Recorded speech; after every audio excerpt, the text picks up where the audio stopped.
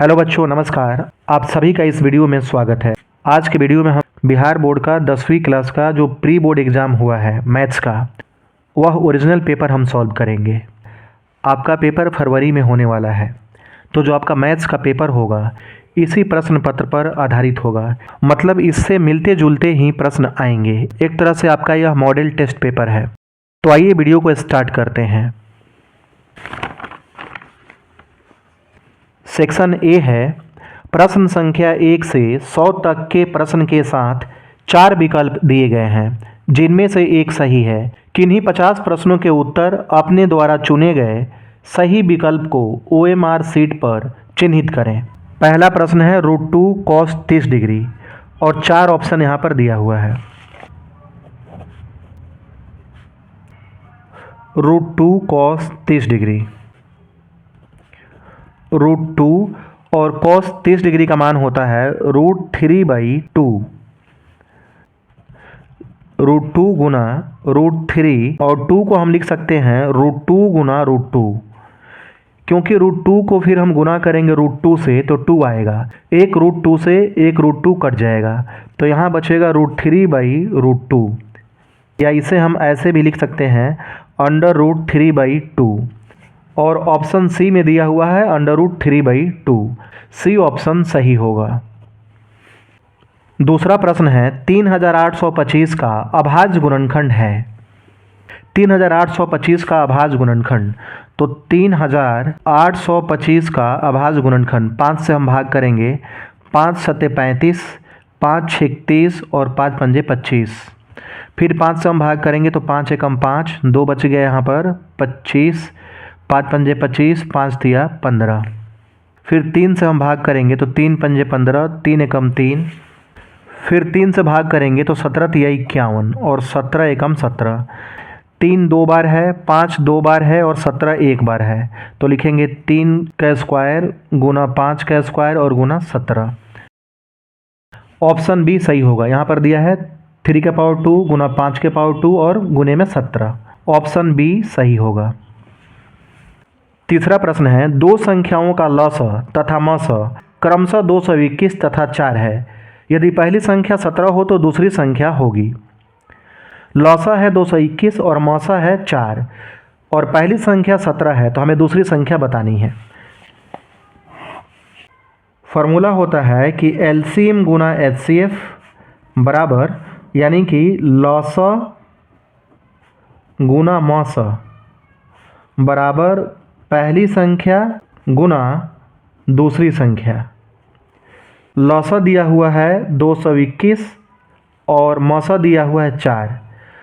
पहली संख्या दिया है 17 और हमें यहाँ पर दूसरी संख्या सेकेंड नंबर ज्ञात करना है। तो दूसरी संख्या बराबर क्या होगा, यहाँ पर सेकेंड नंबर बराबर 221 गुना 4 और बटे में 17। 17 से 221 में भाग करेंगे तो होगा 17 एकम 17 और यहाँ पर 5 और 1 51 बचेगा। 17 तिया 51, 13 चौके 52। 13 से 4 में गुना करेंगे तो आएगा 52, और ऑप्शन डी है 52। ऑप्शन डी सही होगा यहाँ पर। चौथा प्रश्न है 0.22 रिकरिंग का परिमेय संख्या में सरलतम रूप है। चौथा सवाल है 0.22 और यहाँ पर बार है, रिकरिंग है। इसका मतलब है कि 0.222, तो अगर दशमलव के बाद एक ही संख्या बार बार रिपीट हो तो हम हर में एक बार 9 लिखते हैं, और ऊपर जो संख्या रिपीट हो रहा है उसको हम ऊपर लिखते हैं। इसका आंसर होगा 2/9। अगर मान लीजिए कि यहाँ पर 0.3 रिकरिंग होता, मतलब कि 0.3333, तो इसका आंसर होता 3 और बटे में 9, 3/9, यानी कि 3 एकम 3, 3 तिया 9, 1/3। और ऑप्शन ए में दिया हुआ है 2/9, तो ऑप्शन ए इसका आंसर होगा। पांचवा प्रश्न है √2 + √3 का होल स्क्वायर।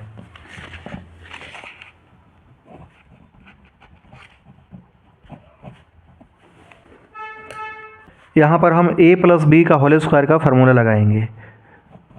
a स्क्वायर मतलब √2 स्क्वायर, b स्क्वायर मतलब √3 का स्क्वायर, फिर 2ab, 2 √3 गुना √3। रूट 2 का स्क्वायर करेंगे तो होगा 2, रूट 3 का स्क्वायर करेंगे तो होगा 3 और 2 और 2 तिया 6 रूट 6। 2 में 3 प्लस करेंगे तो होगा 5 प्लस 2 रूट 6। और ऑप्शन सी में दिया हुआ है यहाँ पर 5 प्लस 2 रूट 6। आंसर होगा सी। छठा प्रश्न है, निम्नलिखित में कौन सह अभाज्य संख्याओं का युग्म है? वैसी संख्याएं जिनका मस मतलब कि महत्तम समापवर्तक 1 हो उसे हम सह अभाज्य संख्या कहते हैं। पहला ऑप्शन है 14 और 35। 14 और 35 का हम एचसीएफ निकालेंगे। 14 दूनी 28, 15 में से 8 गया 7, 7 दूनी 14, इसका आया मौसा 7, यह नहीं है। दूसरा ऑप्शन है 18 और 25। 18 और 25 का एचसीएफ होगा 18 एकम 18, 15 में से 8 माइनस करेंगे तो 7, फिर 7 से 18 में डिवाइड करेंगे, 7 दूनी 14, 8 में से 4 माइनस करेंगे तो 4, फिर 4 से 7 में डिवाइड करेंगे, 4 एकम 4, फिर माइनस करेंगे 7 में से 4 तो होगा 3, फिर यहाँ पर 4 लिखेंगे, 3 एकम 3, फिर 4 में से 3 माइनस करेंगे तो 1, फिर यहाँ 3 लिखेंगे, 1 तिया 3, एचसीएफ आ गया 1। इसका आंसर होगा ऑप्शन बी। सातवां प्रश्न है, पाई है एक पूर्णांक है, एक परिमेय संख्या है, एक अपरिमेय संख्या है, इनमें से कोई नहीं। तो पाई क्या है? अपरिमेय संख्या। पाई अपरिमेय संख्या होता है, लेकिन पाई का जो मान होता है 22/7 वह परिमेय संख्या होता है। लेकिन यहाँ पाई के बारे में पूछा है तो आंसर होगा एक अपरिमेय संख्या, ऑप्शन सी। आठवां प्रश्न है, बहुपद 2x² - 3x + 5 का मान x बराबर -1 पर है। इस बहुपद में x के जगह पर हम -1 रखेंगे। बहुपद है 2x² - 3x + 5 और x का मान है -1। यहाँ लिखेंगे हम 2 गुना -1 का स्क्वायर माइनस 3 गुना -1 + 5। तो 2 गुना -1 का हम वर्ग करेंगे 2 बार तो +1 होगा। फिर यहाँ पर माइनस माइनस प्लस और 3 एकम 3 और +5, 2 एकम 2 +3 +5, 2 और 3 5 और 5 10। आंसर आएगा 10 और ऑप्शन डी में दिया हुआ है 10। इसका आंसर होगा ऑप्शन डी। नौवां प्रश्न दिया हुआ है, बहुपद x² - 3 के शून्यक हैं। x² - 3 बराबर, तो लिखेंगे हम यहाँ पर x² - 3 बराबर 0। तो x² बराबर 0, इधर -3 है, बराबर के उस तरफ ले जाएंगे तो होगा +3। x² बराबर 0 में 3 प्लस करेंगे तो होगा 3, इसलिए x बराबर, इधर स्क्वायर हटाएंगे तो उधर दूसरे तरफ क्या होगा, रूट लग जाएगा, ±√3। तो इसका जो शून्यक क्या होगा, ±√3, यानी कि +√3 और -√3, +√3 -√3। और ऑप्शन ए में यहाँ दिया हुआ है +√3 और यहाँ है -√3, तो जो इसका आंसर होगा ऑप्शन ए। 10वां प्रश्न है, बहुपद 2x² - x - 6 के शून्यक हैं। 2x² - x - 6 बराबर 0। तो इसके लिए हम क्या करेंगे, पहले पद में और अंतिम पद में गुना करेंगे। तो पहला पद क्या है, यहाँ पर 2x² है और अंतिम पद है -6, तो गुना करेंगे तो होगा 6 दूनी 12 और यहाँ पर होगा -12x², और बीच में क्या है यहाँ पर -x। इसको हम 2 भाग में बांटेंगे, ऐसा बांटेंगे कि प्लस करके या माइनस करके इतना ही आए और गुना करके -12 आए। तो यहाँ पर हम लिखेंगे 4x -4x और +3x। तो -4x और 3x को अगर हम प्लस करेंगे तो होगा -x और गुना करेंगे तो होगा 4 × 12x²। यहाँ लिखेंगे हम 2x² और -4x + 3x - 6 बराबर 0। इसमें से हम 2x कॉमन लेंगे तो यहाँ बचेगा x और यहाँ बचेगा 2, प्लस यहाँ पर हम 3 कॉमन लेंगे तो यहाँ बचेगा x - 2। x माइनस 2 कॉमन लेंगे तो यहाँ आएगा बचेगा 2x प्लस 3, इसलिए x बराबर क्या आएगा, यहाँ पर माइनस है तो यहाँ पर आएगा प्लस 2, और यहाँ पर 2x प्लस 3 बराबर 0, तो 2x बराबर क्या होगा, प्लस 3 है, इधर ले जाएंगे तो होगा माइनस 3, इसलिए x बराबर -3/2। तो एक आया यहाँ पर 2 और दूसरा आ गया -3/2, 2 और -3/2। 10वें का जो ऑप्शन होगा ऑप्शन ए सही होगा। यहाँ पर 2 है और -3/2 है, 2 और -3/2, ऑप्शन ए सही होगा। 11वां प्रश्न है, यदि भाजक, भागफल तथा शेषफल के मान क्रमशः 12, 7 तथा 5 हो तो भाज्य बराबर होता है भाजक गुना भागफल और प्लस में होता है शेषफल। यहाँ पर भाजक है 12 और भागफल है 7 और शेषफल है 5। 12 7 84, 84 में 5 प्लस करेंगे तो क्या होगा, 89, आंसर आएगा 89, और ऑप्शन बी में दिया है 89, आंसर होगा ऑप्शन बी। प्रश्न 12 है, यदि a plus B plus C बराबर 0 तो A cube plus B cube plus C cube बराबर। तो फॉर्मूला होता है कि यदि a plus B plus C बराबर 0 हो तो A cube plus B cube plus C cube बराबर 3abc होता है। तो इसका जो आंसर होगा ऑप्शन सी। यह याद रखना है कि यदि a plus B plus C बराबर 0 तो A cube plus B cube plus C cube बराबर 3abc होता है। प्रश्न 13 है, यदि पी एक्स बराबर एक्स क्यू माइनस 8 तथा क्यू एक्स बराबर एक्स प्लस 5 तो पी एक्स गुना क्यू एक्स का घात होगा। इन दोनों को क्या करना है, गुना करना है। तो यहाँ पर अगर दोनों को गुना करेंगे तो क्या होगा, यहाँ पर x के पावर 3 है और यहाँ पर x है, तो अगर हम गुना करेंगे तो x के पावर 3 में x के पावर 1 से गुना करेंगे तो क्या होगा, x के पावर 4, तो इसका जो घात होगा क्या होगा, 4 होगा। यदि हम गुना करेंगे यहाँ पर px बराबर दिया है एक्स क्यूब माइनस 8 और क्यू एक्स बराबर दिया है x प्लस 5, दोनों को अगर हम गुना करेंगे तो होगा एक्स क्यूब माइनस 8 और गुना x प्लस 5। तो यहाँ पर एक्स क्यूब में अगर हम x से गुना करेंगे तो सीधे होगा यहाँ पर x के पावर 4, फिर यहाँ पर 5x क्यूब, फिर -8 से x में करेंगे तो यहाँ पर -8x, फिर माइनस प्लस माइनस और 8 पंजे 40। तो इसका जो घात होगा, अधिकतम घात क्या होगा, 4 होगा। तो ऑप्शन डी सही होगा। प्रश्न 14 है, अनुक्रम 2, 5/2, 3, 7/2 का सारबंतर है। तो सारबंतर निकालने के लिए क्या करेंगे हम, a2 माइनस a1, दूसरे पद में से पहले पद को माइनस करेंगे यहाँ पर। तो d बराबर क्या होगा, दूसरा पद क्या है 5/2 और पहला पद है 2, एलसीएम लेंगे तो होगा 2, फिर ऊपर यहाँ पर क्या होगा, 2 से 2 में भाग करेंगे तो भागफल होगा 1, 1 से 5 में गुना करेंगे तो होगा 5, फिर यहाँ पर माइनस 1 से 2 में भाग करेंगे तो भागफल होगा 2 और 2 दूनी 4, 5 में से 4 माइनस करेंगे तो 1 और बटे में 2, सारबंतर होगा 1/2, और ऑप्शन बी में दिया हुआ है 1/2, तो ऑप्शन बी सही होगा।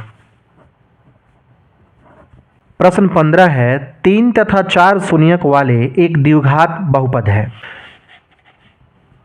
तो द्विघात बहुपद का सूत्र होता है x² minus alpha plus beta into x plus alpha into beta.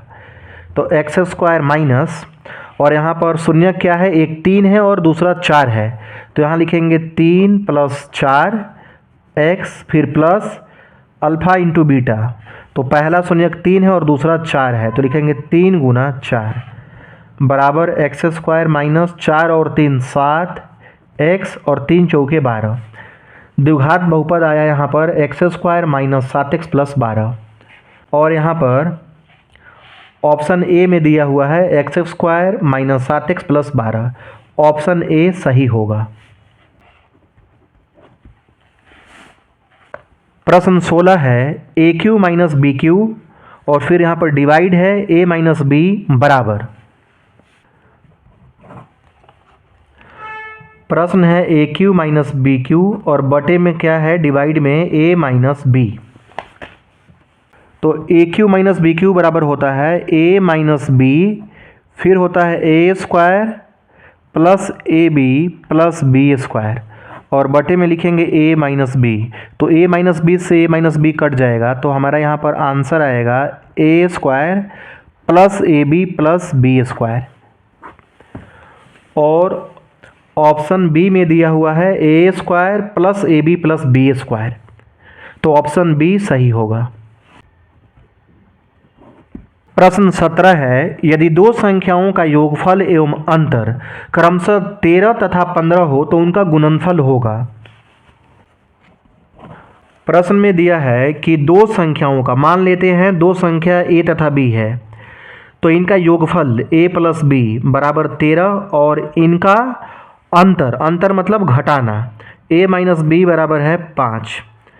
तो यहाँ पर प्लस b है और यहाँ माइनस b है, यह दोनों कट जाएगा, तो यहाँ लिखेंगे a और a क्या होगा 2a बराबर 13 और 5 18, इसलिए a बराबर क्या होगा 18/2, 2 निमे 18, a का मान कितना आ गया यहाँ पर 9।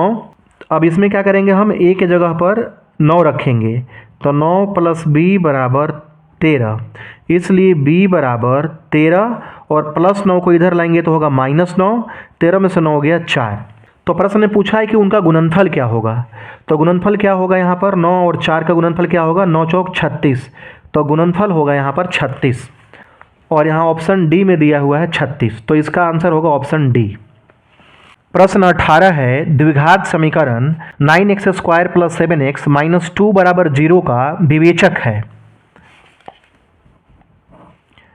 9x² + 7x - 2 बराबर 0, तो यहाँ पर a का मान 9 है, b का मान 7 है और c का मान -2 है, तो d बराबर होता है b² - 4ac।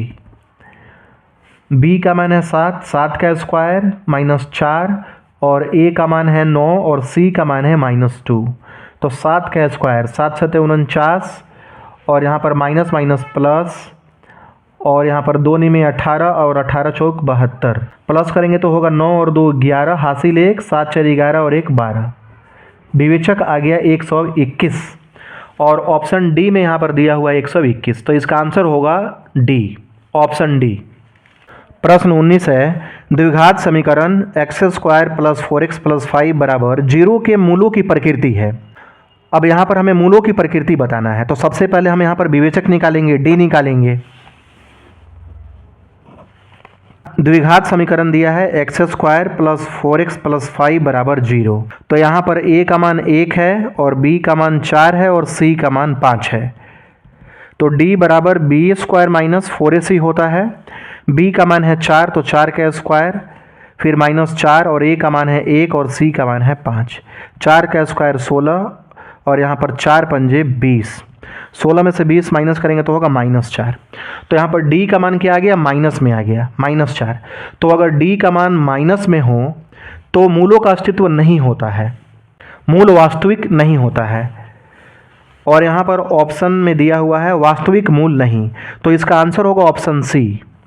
अगर d का मान 0 हो तो मूल वास्तविक होता है और समान होता है, और अगर d का मान 0 से बड़ा हो तो मूल वास्तविक होता है और असमान होता है, लेकिन अगर d का मान नेगेटिव हो, 0 से कम हो, तो उसका अस्तित्व नहीं होता है। 20वां प्रश्न है, प्रथम 5 अभाज्य संख्याओं का माध्य है। सबसे पहले प्रथम 5 अभाज्य संख्या लिखेंगे। प्रथम अभाज्य संख्या होता है 2, 3, 5, 7 और 11, और चूंकि यहाँ पर 5 अभाज्य संख्या है तो इसमें 5 से हम भाग कर देंगे, तो 2 और 3 5, 5 और 5 10, 10 और 7 17, और 17 और 11 कितना होगा, 17 और 11 होगा 28, और बटे में 5, 5 से भाग करेंगे तो होगा यहाँ पर 5 पंजे 25, फिर यहाँ पर 3 बचा, दशमलव लेंगे तो फिर 5 6 30, 5.6, इसका आंसर होगा 5.6। अगर हम यहाँ पर भाग करेंगे तो होगा 5 पंजे 25, फिर यहाँ पर 8 में से 5 माइनस करेंगे तो 3 और दशमलव, फिर यहाँ 0, 5 6 30, तो ये होगा 5.6, और यहाँ पर ऑप्शन बी में दिया हुआ है 5.6, तो इसका आंसर होगा ऑप्शन बी। तो बच्चों, इस प्रकार हमने इस वीडियो में 20 प्रश्न को हल किया। आप कमेंट सेक्शन में बताइए कि आपको यह वीडियो कैसा लगा। अगर आपको वीडियो पसंद आई हो तो इसे लाइक कीजिए, शेयर कीजिए और चैनल पर नए हैं तो चैनल को सब्सक्राइब कीजिए। फिर अगले वीडियो में हम आगे के प्रश्नों को हल करेंगे।